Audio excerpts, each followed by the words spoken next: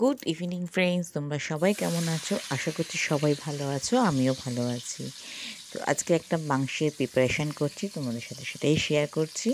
তো প্রথমে সাদা তেল দিয়েছিলাম, দিয়ে পেঁয়াজটাকে একটু বেরেস্তার মতো ভেজে নেব, মানে একটু বেশি তেলে পেঁয়াজটাকে ভাজবো লাল করে। পেঁয়াজটা ভাজা হয়ে গেছে, দেখতেই পাচ্ছ কি সুন্দর লাল হয়েছে। তো পেঁয়াজটাকে এবার তুলে নিচ্ছি, আর ওই তেলেই দিয়ে দেবো একটু গুঁড়ো লঙ্কা আর একটু নুন।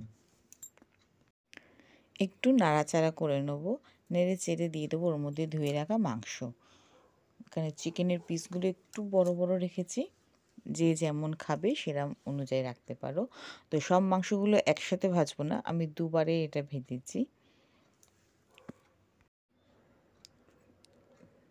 তো মাংসগুলো ভাজা হয়ে গেছে, তুলে নিচ্ছি, নিয়ে সেকেন্ড বারের মাংসটাও দিয়ে দেবো, দিয়ে ভেজে নিয়েছি। তারপর ওই তেলে একটু গরম মশলা গুঁড়ো দেবো, দিয়ে নাড়াচাড়া করে পেঁয়াজ বেটে রেখেছিলাম সেই পেঁয়াজটা দেব। এখানে পেঁয়াজের পরিমাণটা একটু বেশি দিতে হবে, দেখে বুঝতেই পারছো। তো পেঁয়াজটা একটু ভাজা ভাজা হয়ে যাবে, যখন একটু ভাজা ভাজা হয়ে আসলে ওর মধ্যে দিয়ে দেবো আদা, রসুন আর কাঁচা লঙ্কার পেস্ট। এটাও মিক্সিতেই পেস্ট করে নিয়েছি, এবার ওটাকে দিয়েও একটু ভাজা ভাজা করে নেব।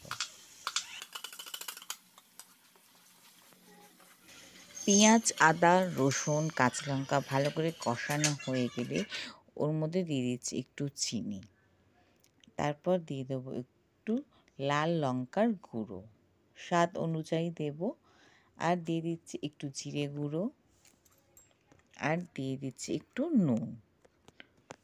স্বাদ মতোই নুনটা দিতে হবে অবশ্যই। দিয়ে মশলাটাকে আবারও কষাবো, একটু টাইম নিয়েই কষাতে হবে, গ্যাসটাকে একটু হালকা রেখে কষাবো।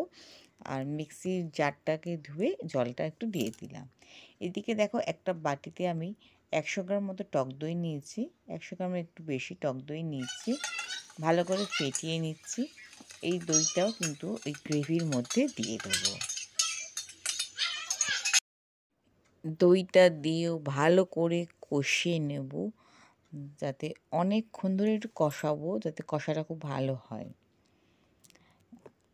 কষিয়ে নেওয়ার পর এখানে একটা স্পেশাল মশলা দিতে হবে, যার মধ্যে আছে সাজিরে, মরিচ আর জায়ফল, একটু জৈত্রী। এই গুঁড়োটা দিয়ে একটু ভালো করে আবার একটু মিশিয়ে নেব।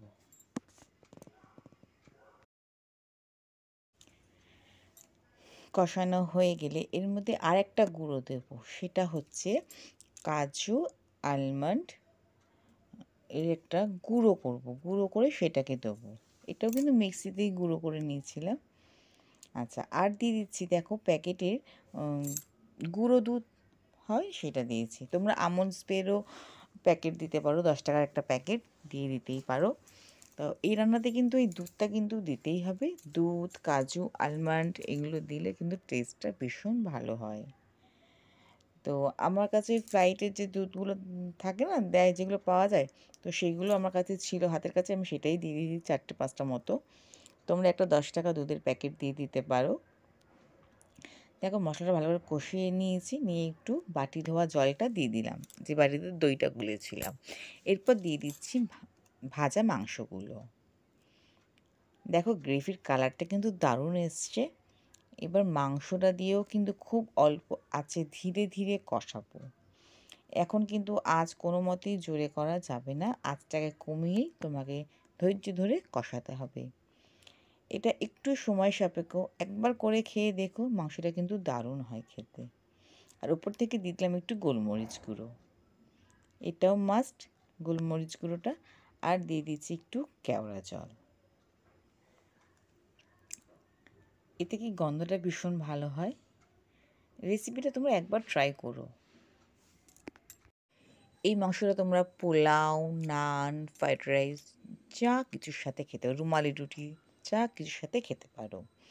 আর দেখো ভেজে রেখেছিলাম যে বেরেস্তা, এবার সেই বেরেস্তাটা উপর থেকে দিয়ে দিলাম। বেরেস্তাটা দিয়েও বেরেস্তাটা ভালো করে মিশিয়ে নেব।